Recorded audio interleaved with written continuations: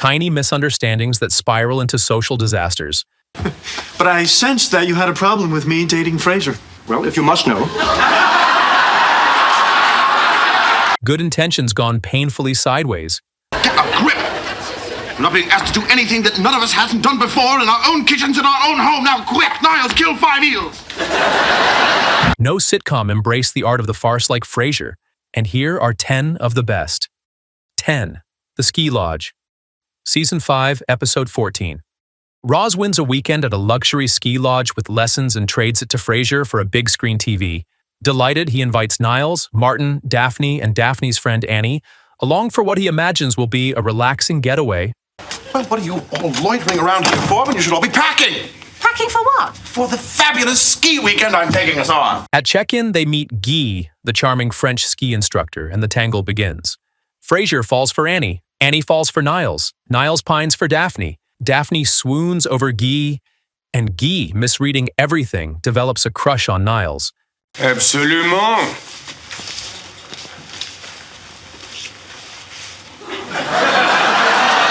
After a few rounds of hot buttered rum and a series of well-meant reassurances from Martin, who can't hear properly thanks to a clogged ear, the attraction grid locks in.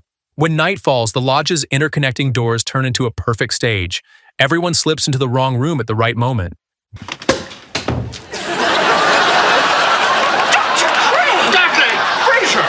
Sorry, wrong room. By morning, no one has ended up with the person they wanted. Frasier groans that amid all the romance, nobody was pursuing him. But in our next episode, he faces the exact opposite problem. 9. The Matchmaker. Season 2, Episode 3. Frasier, ever the patron saint of good intentions, decides to fix Daphne's love life. When his charming new station manager Tom mentions he's single, Frasier immediately arranges a dinner to introduce them. So, I take it then you are unattached? Yes, but I haven't given up hope. What he doesn't realize until it's far too late is that Tom thinks Frasier is asking him out. So, what do you think of the place? It's a hell of a view. It's even better from the bedroom. The evening unfolds like an etiquette bomb. Every innocent phrase becomes a double entendre. Frasier compliments Tom's taste, offers wine, and insists they dine by candlelight. Tom beams. Daphne, oblivious, thinks she's being interviewed for a job. Niles and Martin observe the slow-motion disaster with horrified fascination. I can't remember when I've laughed so hard.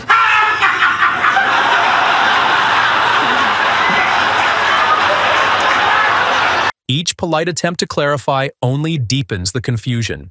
By dessert, Tom is ready to confess his feelings. Daphne is furious she's been stood up, and Frasier is left trying to salvage dignity from the wreckage. The Matchmaker is textbook farce. One misunderstanding, played absolutely straight, until the whole house of cards comes tumbling down. 8. The Innkeepers. Season 2, Episode 23. After 53 years in the same location, Orsini's is closing its doors. And so tonight a sad adieu. When a beloved Seattle restaurant announces its closing, Frasier and Niles can't bear the loss of culinary heritage, so they buy it and reopen as Les Frères Heureux, a name that practically dares fate. Martin predicts disaster. The brothers assure him he's being negative. I was thinking about this while Dad was talking. Opening night arrives. The head chef walks out after they keep contradicting his orders. Then Niles brags that the head of the Immigration Bureau is dining, and the remaining kitchen staff vanishes. Roz is drafted to help in the back while Niles dons a toque and battles a tank of live eels. Frasier, determined to preserve elegance, sends Roz to flambe the Cherries Jubilee after both brothers have been secretly improving it with extra brandy.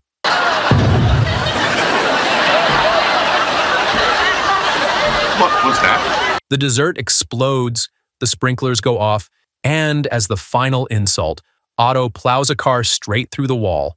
Martin's prophecy lands with a thud and a splash. The Crane Boys wanted a triumph of taste and served up a masterclass of hubris. Every disaster spins out from one earlier decision. Their vanity creates the chaos, their pride keeps it going, and their commitment to style ensures the collapse is spectacular. We plan many new and exciting innovations in the weeks to come.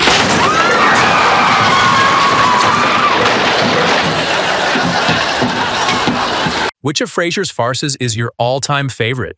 Share your pick in the comments. 7. Halloween, Season 5, Episode 3. And I'll be dressed as the wife of Bath. Yes, and a saucy little strumpet she is, too. Niles throws a literary-themed Halloween party at his apartment, and the night starts with a secret. Roz quietly tells Frasier she might be pregnant and begs him not to say a word. Frasier tries to keep it vague in public. Bad idea at a party full of eavesdroppers. Snatches of conversation drift through masks and costumes, and a harmless "she might be pregnant" becomes "Daphne is pregnant." Then, Daphne is pregnant with Frasier's baby. Don't worry, I'll protect your reputation. I'll tell everyone I forced you to do it. All right. Niles hears just enough to believe his worst, most operatic fear. He watches Daphne differently, offers odd half-comforts, and ties himself in knots trying to be noble while refusing to ask a direct question. Other guests pass along fragments until the whole room is buzzing with the wrong story. Are you doing or are you just going to abandon Daphne? Niles, just because I gave her a ride doesn't mean I have to spend the whole evening with her. By the end of the night, the truth lands. It's Roz who's pregnant. The rumor deflates in one breath, leaving Frasier embarrassed, Daphne baffled, and Niles both relieved and newly heartsick. Classic Frasier fallout from one overheard line. But if you think that's awkward, stick around. Number 3 will really make you cringe. 6. Room Service, Season 5, Episode 15. Lilith arrives in Seattle in pieces after her husband, Brian, leaves her for another man. Stan Jablonski, that little hussy. Frasier checks her into a hotel to regroup and promises to be a supportive ex, not a rebound. They share a kiss. Frasier panics, pulls back, and calls Niles for backup.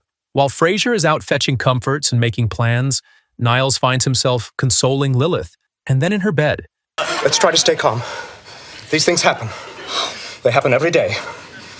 Every day in Arkansas! Frasier returns to a minefield of half-truths and closed doors. The bell rings, room service, and every knock forces a fresh scramble.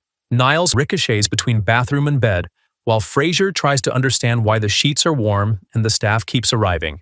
When the truth finally surfaces, Frasier is stunned, Niles is mortified, and the waiter departs with a world-class story.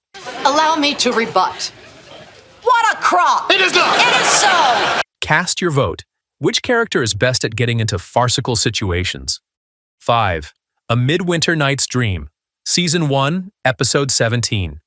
A nasty windstorm hits Seattle the night Niles invites Daphne over to help prepare a romantic dinner meant to reconcile him with Maris. Just bear in mind she can't have shellfish, poultry, red meat, saturated fats, nitrates, wheat, starch, sulfites. Naturally, Maris cancels, Daphne's date collapses, and the power fails just in time for temptation to arrive by candlelight. What should be an innocent evening of soufflé and sympathy turns into a polite pressure cooker. As thunder rumbles, every attempt at composure makes things worse. Well, seems like it's just the two of us. You mean Mrs. Cream won't be coming?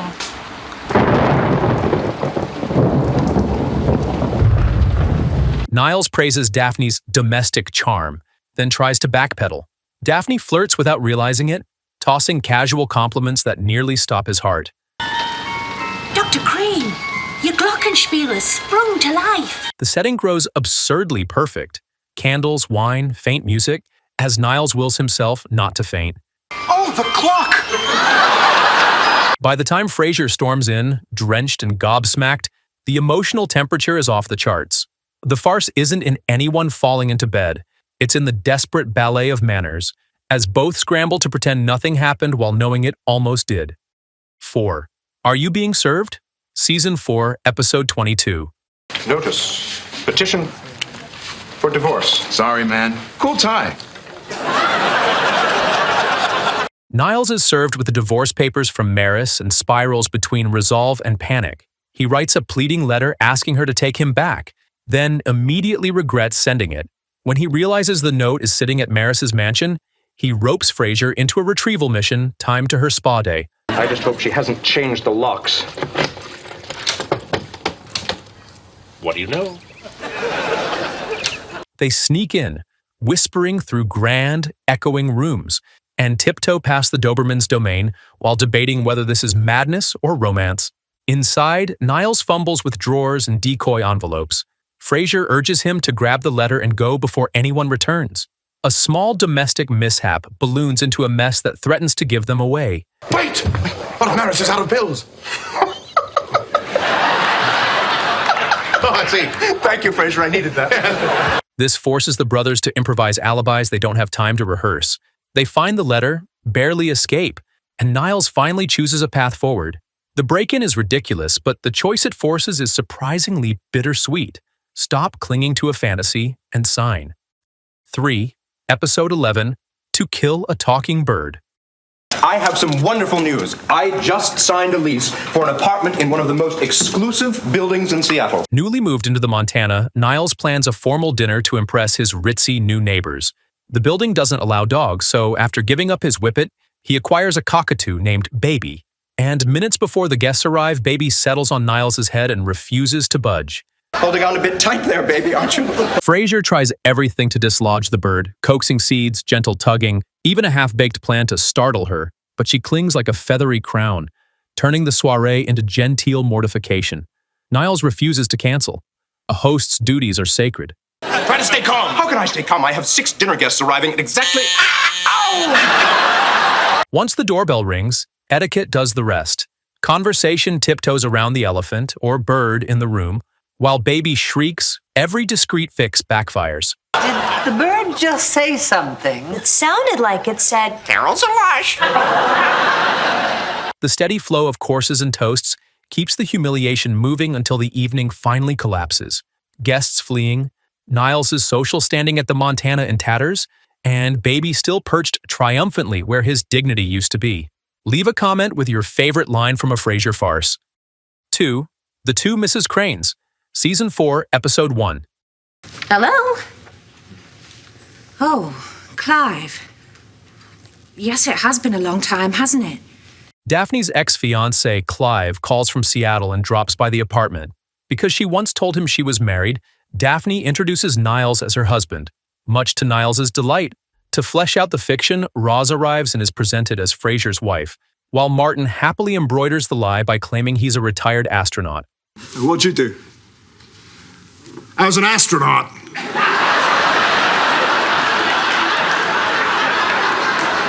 As the evening wears on, Clive reveals he's now successful. Exactly what Daphne once wished he'd be, complicating her plan to put him off. Roz, meanwhile, takes a shine to Clive, and the flirting ricochets through the room. The apartment turns into a stage of shifting identities and collapsing alibis. Who met whom, when they married, who lives where. Who is it? Open up, Frasier, it's me. What do you know? It's Maris.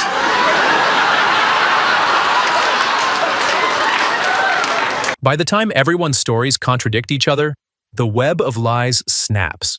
Clive realizes the entire night was a performance, and the farce ends with embarrassed goodbyes all around. Frasier's staying here temporarily because he's separated from Maris. You couldn't stand her either, huh? 1. Ham Radio. Season 4, Episode 18. To mark KACL's 50th anniversary, Frasier mounts a live broadcast of a 1940s-style murder mystery, Nightmare Inn, and appoints himself director. The cast is a powder keg. Bulldog is drafted and immediately develops stage fright. Roz shows up fresh from the dentist with a numb mouth and can't deliver her lines.